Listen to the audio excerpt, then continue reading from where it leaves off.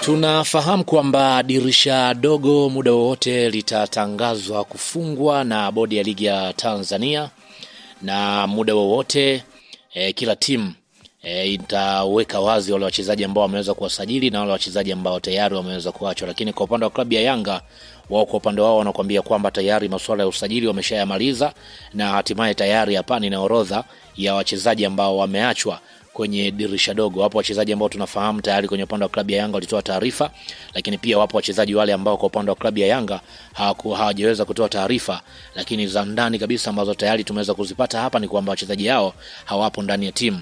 Na hapa nitakwenda kukutajia orodha ya wachezaji ambao tayari wameachwa na wengine ambao wanatazamwa kuachwa kwenye upande wa dirisha dogo kutokana na sababu ambazo zipo ndani ya timu. Sasa kabla hatujakwenda kuwatazama hapa, ni kukumbushe tu, hii hapa ni Swahili Media. Kama bado hujaweza kusubscribe, basi nikuombe subscribe ili tuwe pamoja siku zote. Mimi naitwa Chicha Rito. Karibu tuweze kuangazia hapa majina ya wachezaji ambao tunasema kwamba wameachwa ndani ya klabu ya Yanga. Tunafahamu kwa upande wa klabu ya Yanga walianza kufanya marekebisho makubwa ya kikosi. Tuliweza kuona usajili ambao waliweza kufanya, lakini pia hii yote ikiwa ni mikakati ambayo walikuwa nao kwa ajili ya kuweza kuongeza ushindani, lakini pia kuzingatia ubora pamoja na sheria za ligi. Sasa moja ya mchezaji ambaye tayari amesepa ndani ya klabu hiyo ni golikipa Komeini Abubakar. Sababu kubwa ambazo zimewekwa wazi kwa upande wa klabu ya Yanga ni kwamba golikipa huyo baada ya kuweza kukosa nafasi ya kudumu kwenye kikosi, hata pia kuwa golikipa nambari 2 kwa upande wake ilimshinda, na hatimaye kwa upande wa Msheli ndiye ambaye kaa golikipa nambari 2. Hivyo kwa upande wa klabu wanaona kwamba kiwango chake kimekuwa ni kidogo zaidi. Japo kwa upande wa benchi hawajaweza kudhibitisha, lakini kwa upande wa Yanga wanaamini kabisa kwamba wanakwenda kuongeza golikipa mwingine. Lakini pia mchezaji mwingine ambaye tunafahamu ndani ya klabu ya Yanga tayari amesepa zake ni Dennis Nkane. Dennis Nkane baada ya kukosa muendelezo na kiwango bora na kutokupata nafasi kwa upande wa klabu ya Yanga, tunafahamu wamempeleka Dennis Nkane ndani ya klabu ya TRA. Huyu tayari tunasema kwamba uthibitisho. Lakini pia mchezaji mwingine ni Mohamed Dombia. Tunafahamu kwa upande wa Dombia safari yake imekuwa ni ngumu ndani ya klabu ya Yanga, lakini pia kitu kikubwa ni baada ya kupata nafasi kushindwa kuonyesha kile ambacho wengi walikuwa wanakifikiria. Hakuweza kufikia pia matarajio ya benchi la ufundi, ushindani mkubwa katika eneo la kiungo. Yanga pia walihitaji kupata mchezaji mwingine ndani ya kikosi hicho, na ndio maana tukaweza kuona Dombia anaongezeka ndani ya kikosi. Lakini pia mchezaji mwingine ambaye anatajwa ni Faridi Maliki Musa. Kutokana na taarifa ni kwamba kutokana na ushindani ambao uliopo ndani ya kikosi hicho, kwa upande wa Faridi Musa ameshindwa kupata nafasi. Yanga wanataka kujenga kikosi cha muda mrefu, ambapo yeye kwa upande wake wamemweleza kabisa kwamba kwa wakati huu ni uwezekano mkubwa wa kuondoka ndani ya klabu hiyo na kutafuta changamoto sehemu nyingine.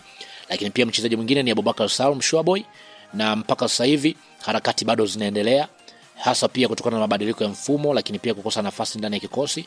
Yanga wanahitaji zaidi mchezaji mwingine kwenye eneo hilo. Kwa hiyo Abubakar Salum Shuaboy, taarifa ni kwamba tayari naye pia atasepa ndani ya klabu hiyo. Lakini pia kwa upande wa klabu ya Yanga, jambo kubwa ambalo linawatesa mpaka sasa hivi ni kuweza kutazama ni mchezaji gani mwingine ambaye wa kigeni aondoke ndani ya klabu hiyo. Na tunafahamu kutokana na sheria ya ligi ya Tanzania inaruhusu wachezaji 12 wa kigeni. Sasa mpaka sasa hivi Yanga tayari wana wachezaji 13. Hivyo mchezaji mmoja anahitajika kuondoka ndani ya klabu hiyo. Sasa wachezaji hawa watatu ndio ambao wanatazama mchezaji mmoja wa kigeni aondoke. Kwanza yupo Moussa Balakonte.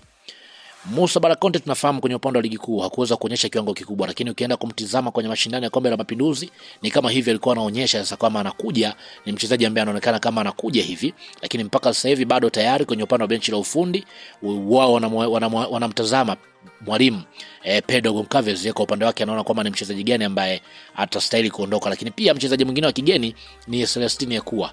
Ekua tunafahamu ni mchezaji ambaye amekuwa akipata nafasi mara kwa mara, lakini pia bado ameonekana kushindwa kuzoea mfumo ndani ya timu ya Yanga, na pia anatazamwa zaidi.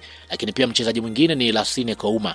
Huyu kwa upande wa Lasine Kouma ambaye tunafahamu ndani kikosi amekuwa hapati nafasi kabisa, bado hajaweza kudhibitisha thamani yake kikamilifu. Hivyo kuna uwezekano mkubwa na yeye pia akasepa ndani ya wachezaji hao watatu ambao nimekutajia. Kwa hiyo kwa upande wa klabu ya Yanga wanatazama mchezaji gani mwingine ambaye wa kigeni aondoke. Kwa upande wake kati ya wachezaji hao wa kigeni Ekua, Moussa Balakonte pamoja na Kouma, unaona ni nani ambaye anastahili kuondoka ndani ya kikosi?